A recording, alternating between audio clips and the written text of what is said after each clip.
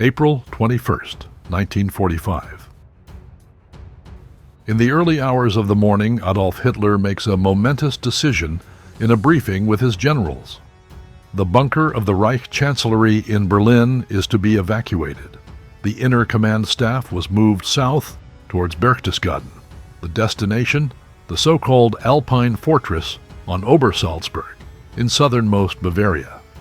According to the plan, the final battle would take place there. The Alpine Fortress is the main strategic target for the approaching U.S. troops in southern Germany. They wanted to reach it before the remaining German troops could entrench themselves there. Obersalzberg was bombed on April 25, 1945. Some members of Hitler's inner circle witnessed the attacks in the underground bunkers, but most of them had already left the area. As the escape routes from the Berchtesgaden Valley Basin to the north, east, and west were cut off by the Allies, the Alpenhof Hotel on the picturesque Hintersee became the last refuge and improvised command center.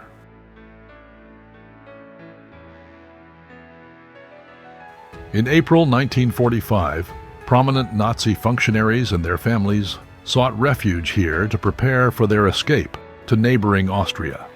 Among others, Hitler's personal adjutant, Albert Bormann, Hitler's naval adjutant, Karl Jesko von Puttkamer, with his family, Hitler's personal chief adjutant, Julius Schaub, the wife of Hitler's chauffeur, Erich Kempka, with children, Gauleiter Paul Giesler with family, Hitler's personal dentist, Dr. Hugo Blaschke, the wife of Grand Admiral Karl Dönitz with his family, Hitler's chief secretary, Christa Schröder, the wife and children of Hitler's personal servant, Heinz Linge, and many more. A narrow, unpaved road, probably unknown to the Allied troops at the time, leads from Hintersee to Austria. However, the use of the Alpenhof as a headquarter was short-lived. After the news of Hitler's suicide reached the Alpenhof and the Allied troops drew ever closer, the Nazi functionaries attempted to flee to Austria via the Hirschbickel Pass. Their wives and families initially stayed at the Alpenhof. The only surviving contemporary witness is Gerhard Bartels, the son of the hotel owner at the time, August Bartels. As a 13-year-old at the time, he experienced the end of the Nazi dictatorship and the immediate occupation of the property by the U.S. soldiers of the 101st Airborne Division. After the bombing on April 25, 1945, Martin Bormann's inner circle moved into our home, the Alpenhof. Some came from the Obersalzberg, but most of them came from Berlin. Personal aides, secretaries, and their families. I wrote down all their names back then. There was the wife of Hitler's valet, Heinz Linge, Adjutant Puttkamer, the secretary Schröder, and even the sister-in-law of Grand Admiral Dönitz, a friend of my mother. The two of them used to celebrate together, drinking Martell cognac. Later, she managed our bookkeeping until 1948 before moving to Ramsau, where she was eventually buried. As early as February 1945, Albert Bormann, Martin's brother, had reserved our house. They were from Halle and planned to use the Alpenhof as a fallback in case the Alpine Fortress at Obersalzberg became the site of a final stand. At that time, we still had girls from the Kinderlandverschickung program from Recklinghausen staying with us since 1942. In February, they were suddenly relocated to the Fraueninsel in Lake Chiemsee, a sign the Nazis had already claimed our house.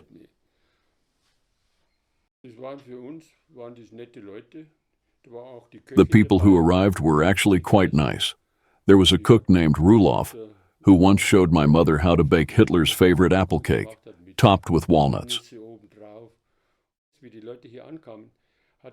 When they came, they brought enormous supplies, tons of coffee beans, stacked to the ceiling in our garage, and crates of nougat, marzipan, crisp bread, and oats stored in the cellar. Nougat, Marzipan, Knäckebrot und Haferflocken, lauter so Zeug, hatten die da eingelagert. Da sind wir in den Keller runter und haben dann Nougat. We kids often sneaked downstairs, broke open the crates, and grabbed the marzipan. No one minded.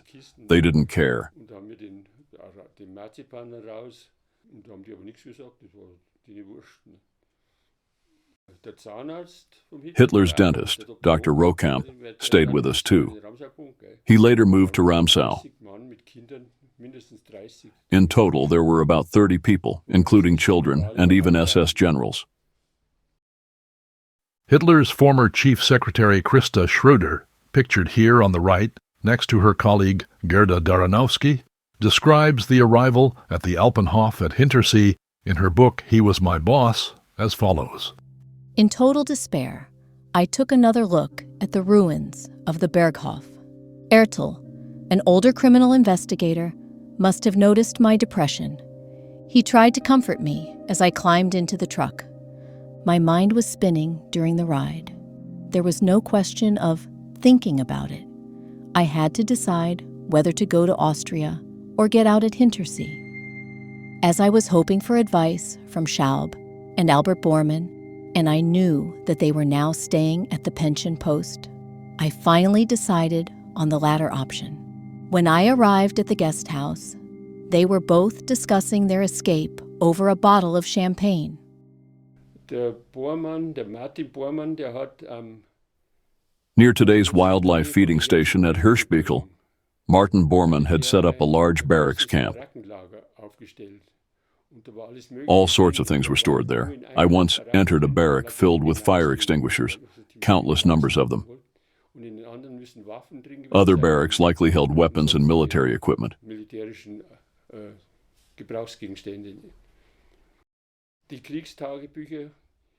Field Marshal Kesselring's war diaries were buried nearby, close to the old wildlife feeding area. I still know exactly where the pit was. Und da war ein Loch und haben die das reingegraben. Und davor, 100 Meter weiter links, about 100 meters away, I found a duplicating machine with aluminum printing plates they were supposed to destroy. Some were burned, but you could still read parts of them. Legal texts, like what would happen to women raped by Russians. I took one plate, but it got lost in the chaos after the war.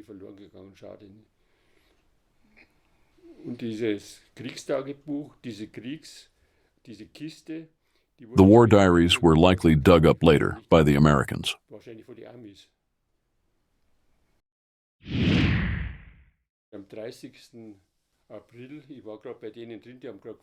On April 30th, 1945, I was in the breakfast room when an SS general burst in, holding a pistol.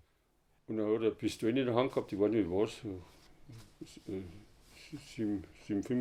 was.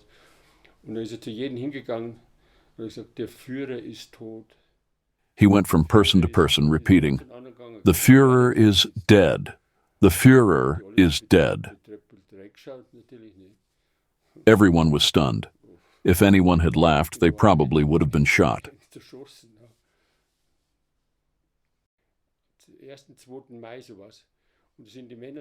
Around May 1st or 2nd, the men gradually slipped away to Austria over the Hirschbickel Pass. The women stayed behind. They had their children with them, after all, and continued living here. So, it was just the women left. All the men were gone, having fled to Austria over the Hirschbickel. Some even made it as far as Argentina, escaping through Italy. A few got caught, like those hiding in the Alpine huts up there. Skorseny, for instance, is said to have hidden at the Karl Brunalm, along with some high-ranking generals.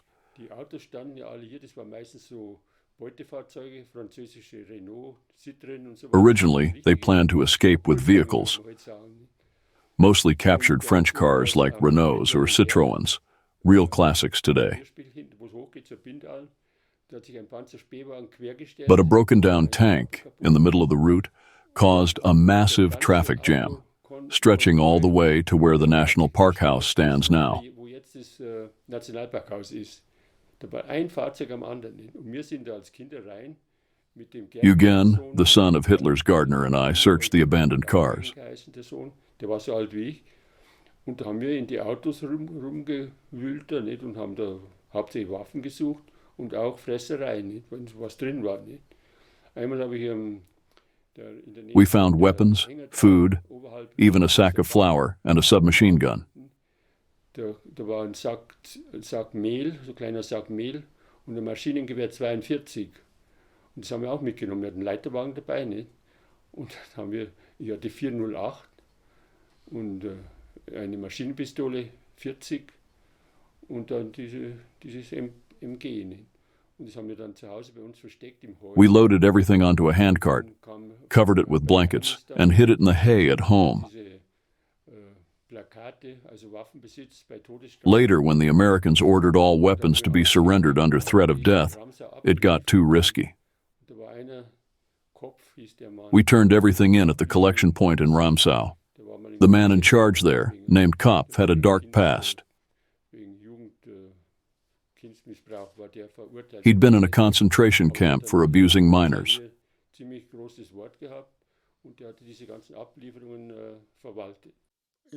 Weapons were also sunk in the lake.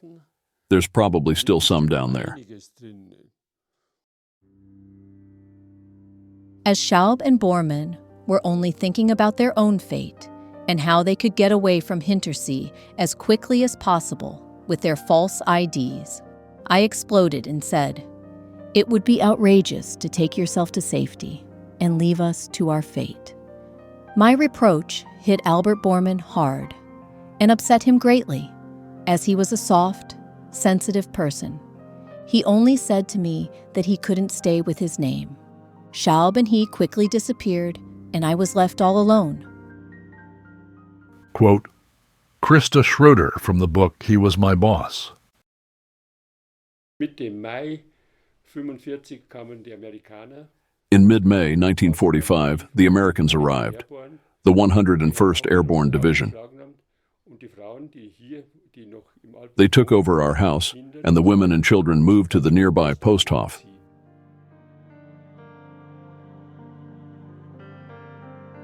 In the meantime, the Americans had marched into Berchtesgaden, and the main house had to be vacated for a troop of American soldiers.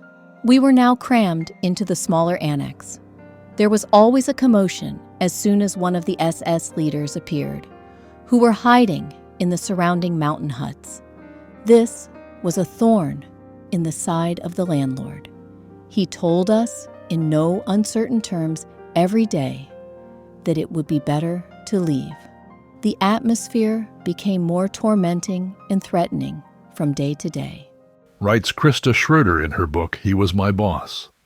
Mitte Mai kamen die Amis und die hatten mit uns gleich ein In mid-May 1945, the Americans arrived. We got along well with the Americans. They let us ride in their jeeps through swamps and forests. It was a blast. Their cook from Squaw Valley made 100 pancakes every morning with maple syrup or peanut butter. They didn't want bread. Zum Frühstück Pfannkuchen mit Ahornsirup meistens oder Erdnussbutter gegessen. Und dann haben die im Hof einen Riesentopf wie so ein Waschkessel. In the courtyard, they cooked chocolate milk in huge pots, and we kids got the leftovers, gebraucht und den Rest haben wir dann aus Eimer scooping it out with tin buckets until we were sick. und haben dann endlos Kakao getrunken, bis es schlecht geworden ist. Aber die Amis waren Ende Juni. In late June 1945, tragedy struck. Und der Koch vom Hotel Gamsbock damals. The Americans were hunting chamois in the Hochkalter area. Der war oben am Hochkaltergebiet auf der Gamsjagd. Their cook went missing. Nicht mehr da, nicht? Und dann haben die den gesucht, haben scheinbar durch die Krähen oder was weiß ich, haben da gekreist da oben und haben die den gefunden. Da haben die Days later, they found his body, killed by stray SS soldiers hiding in the Blaueishütte. Und tagsüber haben die sich im Wald da oben in den Latschen irgendwo versteckt. Und da kam der Ami scheinbar denen irgendwie dazwischen und da haben die den einfach umgebracht. Ne? Und dann waren die Amis stocksauer. The Americans were furious, and we got nothing for a while.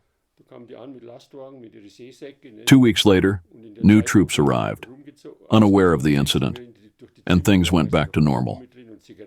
During the troop change, we rummaged through their rooms, collecting gum and cigarettes. Valuable back then, a single cigarette was worth 5 marks. The incident actually happened at the end of June. Even then, some Nazis were still hiding up there. I remember we used to wander through the forests a lot back then, looking for mushrooms, and near the path leading up to the Reigert Alm, there was an old military tent, well camouflaged, tucked away on the left side of the woods. That's where they were living, right in the middle of the forest. In that military tent, we found lots of cans of Coca-Cola. We took 2. The people of Hintersee generally had a good relationship with the Americans. The Americans didn't interact much with the adults, but they were very kind to the children. It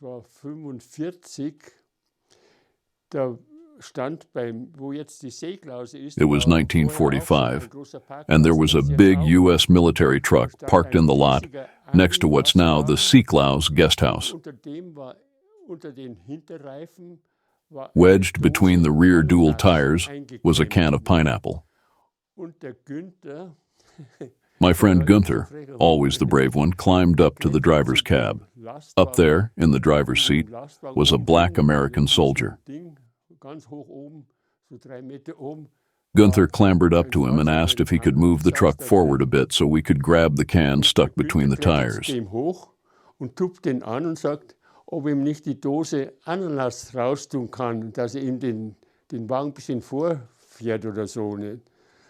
Und tatsächlich. Sure enough, the soldier moved the truck forward, and we managed to get the can out. But we didn't have a can opener, just a small knife. So we first poked 2 holes in it and drank the juice. Then, with a lot of effort, we pried the can open and ate the pineapple slices. That was the first time I ate pineapple.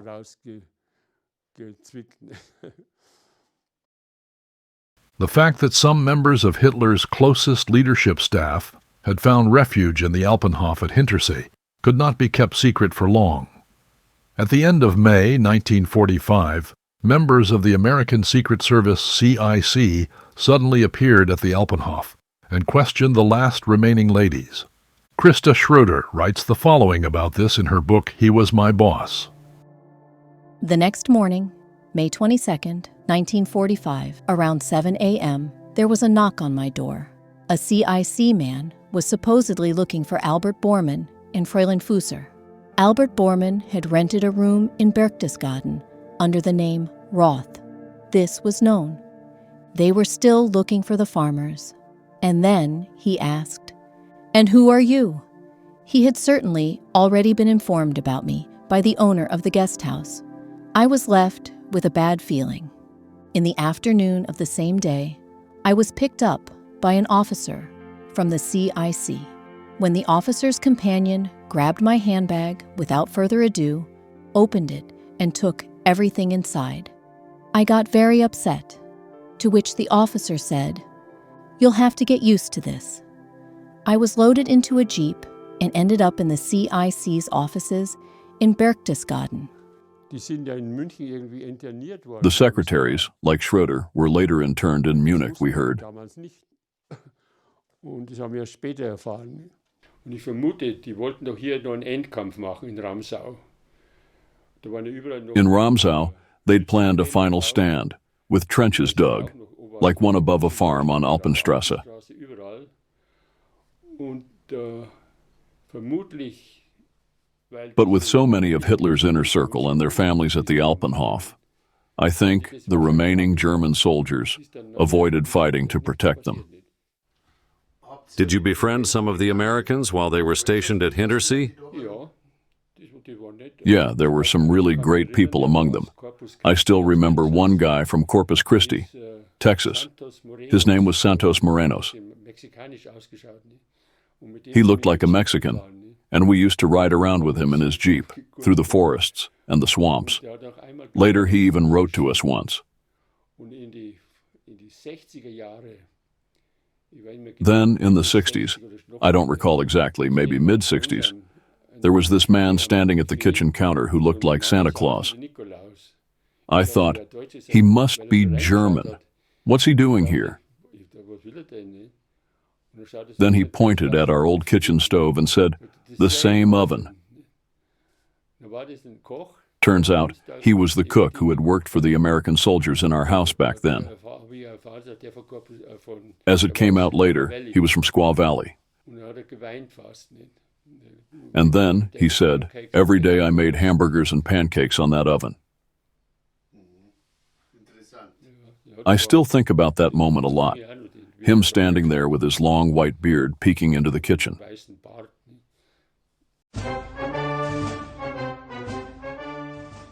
In the late summer of 1945, the troops of the 101st Airborne Division left the Alpenhof. But the Americans stayed in Germany, and Berchtesgaden was chosen as a recreation area for U.S. soldiers. Berchtesgaden and the Obersalzberg were now prime attractions for the Americans. The AFRC Berchtesgaden, short for Armed Forces Recreation Center, was born, and quickly became one of the most popular recreation centers for American soldiers and their families.